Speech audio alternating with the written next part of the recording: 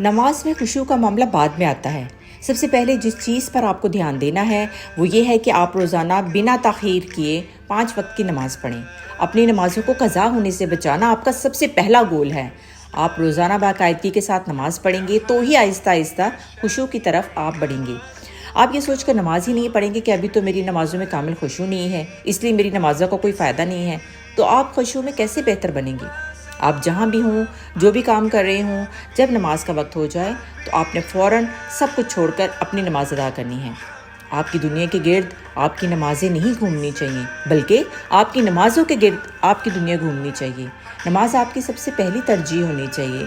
जब दिन भर के काम काज का आप एक शेड्यूल बनाएं तो उस शेड्यूल में आपकी नमाज़ें सबसे अव्वल होनी चाहिए और दुनियावी काम आपकी नमाज की रूटीन के मुताबिक मुकर्रर होने चाहिए। आपने अपनी नमाज में इतनी बाकायदगी लानी है कि नमाज आपकी आदत बन जाए, आपकी शख्सियत का हिस्सा बन जाए। ये आपका सबसे पहला मकसद है। जब आप इस मकसद में कामयाब होंगे तो ही आप अपनी नमाज़ों में खुशू पैदा कर पाएंगे। आपकी नमाज़ों में भी खुशू है या नहीं, आपको भी अपनी नमाज़ों में सुकून महसूस होता है या नहीं, इससे आपकी नमाज़ों की बाकायदगी पे फ़र्क नहीं पड़ना चाहिए।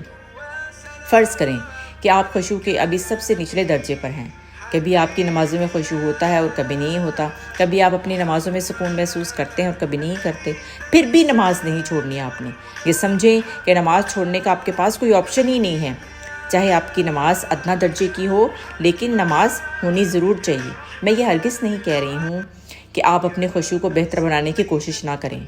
कोशिश करें, ज़रूर करें, मगर वो कोशिश तभी आप कर पाएंगे ना जब आप रोज़ाना कम से कम 5 वक्त जय नमाज पे खड़े होंगे। खुशू मश्क से आता है, कोशिश और सिद्के नीयत से आता है, बार बार अल्लाह के सामने जय नमाज पे खड़े होने से आता है। अभी अगर आपके दिल सख्त हैं, अभी अगर आपके दिल नमाज की मोहब्बत से खाली हैं, तो कोई बात नहीं, अल्लाह आपकी कोशिशों को देख रहा है।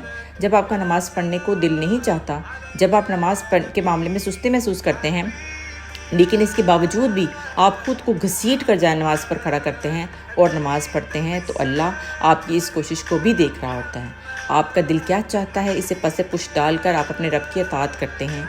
आप उसे खुश करने के लिए नमाज़ पढ़ते हैं, आप उसे राज़ी करने के लिए खुद को जाए नमाज तक लाते हैं।